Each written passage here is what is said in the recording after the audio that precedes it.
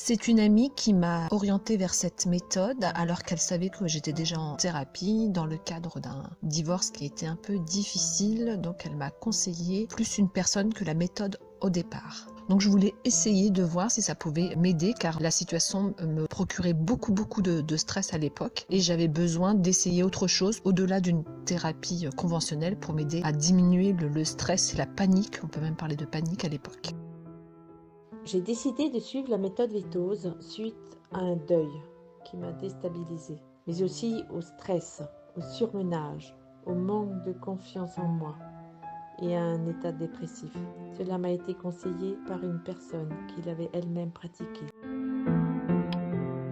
Les fruits et les bénéfices, ça a été de prendre ma vie en main dans la réalité dans laquelle elle se présentait. Ça m'a obligée à être en moi, à l'intérieur de moi et avoir accès à qui je suis vraiment, au-delà d'une thérapie traditionnelle où on raconte sa vie, on essaye de mettre du sens. Là, j'ai mis du sens, mais pas seulement par les mots et surtout en me mettant dans mon histoire. En travaillant la concentration, l'élimination, la conscience du ressenti, je me sens plus présente à moi-même, à ce que je vis. Je suis plus dans l'instant présent, je suis plus détendue, j'éprouve un mieux-être et surtout je me sens plus unifiée.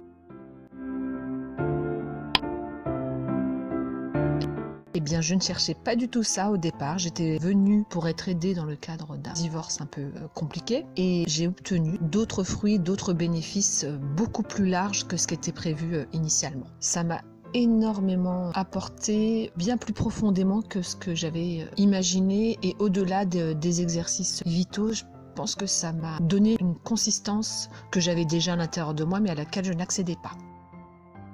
Oui, cette méthode Vitoz a répondu à mes attentes, mais j'ai besoin de faire des exercices pour que tout se mette vraiment en place. La routine ou la vitesse veulent toujours reprendre leur place.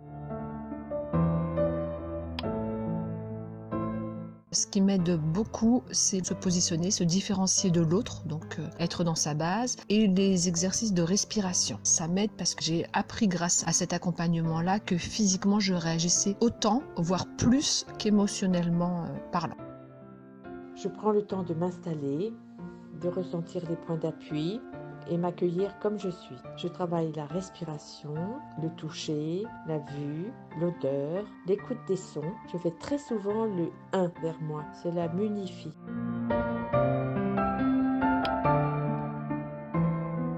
Je ne suis pas sûre que je serais capable de l'expliquer. Je dirais plus ce qu'elle m'a apporté et je conseillerais à cette personne d'aller voir si ça peut lui convenir ou pas. Parce que ça peut quand même bousculer une façon d'être à laquelle on s'est habitué depuis très petite. Au-delà de la méthode en elle-même qui est très intéressante, je conseillerais de s'entourer de personnes très bienveillantes comme ça a été le cas pour moi, dans des moments très difficiles qui peuvent nous faire perdre pied encore plus. À un moment donné, ça se calme et on peut reprendre le cours de sa vie.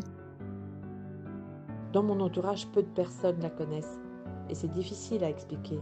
Il est difficile de donner des conseils aux autres. Et pourtant, autour de moi, là où je vis, ces personnes constatent les bienfaits que cela a eu sur moi.